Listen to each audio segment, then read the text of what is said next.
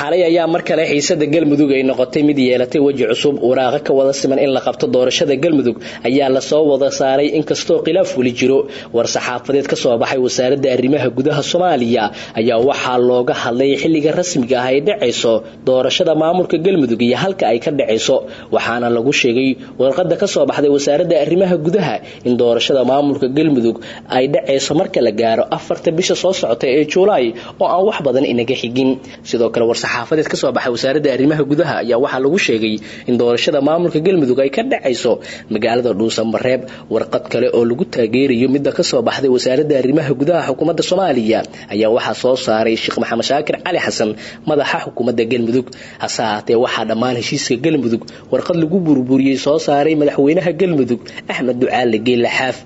madaxweyne Xaaf ayaa xalay war saxaafadeed uu soo saaray waxa uu ku sheegay inuu burburay heshiiskii u dhaxeeyay maamulka Ahlusunna wal Jameeca iyo maamulka galmudug madaxweyne Xaaf ayaa sidoo kale ku dhawaaqay inuu ogol yahay in doorasho cusub ay ka dhacdo galmudug waxaana sheegay in doorashada ay ka dhacayso caasimadda ku meel gaarka ah ee maamulka galmudug iyo Cadaado oo hore galmudug uga soo guurtay markii ay heshiiska la gashay maamulka Ahlusunna oo ka taliya caasimadda galmudug ee Dhuusamareeb Xaaf ayaa sidoo kale war saxaafadeed uu soo saaray ku cadeeyay inuu khilaafkii u dhaxeeyay maamulka galmudug oo isaga hogaamiye iyo dawladda dhexe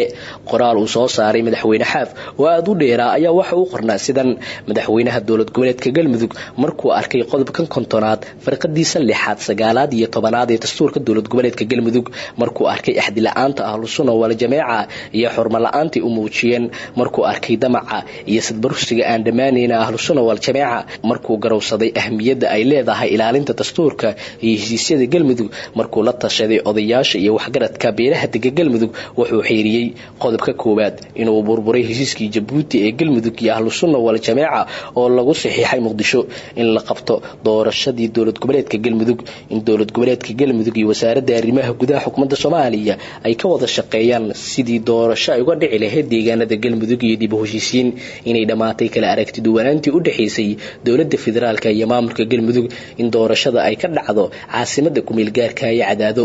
qodobka 2aad war saxaafadeed ku soo saaray madaxweynaha galmudug ayaa waxa kamid ahaa iyadoo la eegayo qodobka 1aad ee kor ku xusan waxa burburay gabi ahaan wax kasta oo heshiiskii galmudug iyo Ahlusunna ka dhashay oo ay kamid tahay bedelida astaanta galmudug bedelida dastuurka galmudug dhismaha madaxa xukuumadda bedelkii gudoomiyihii baarlamaanka iyo madaxweyne ku-xigeenkii isku darka golaha baarlamaanka dhismaha golihii wasiirada cusba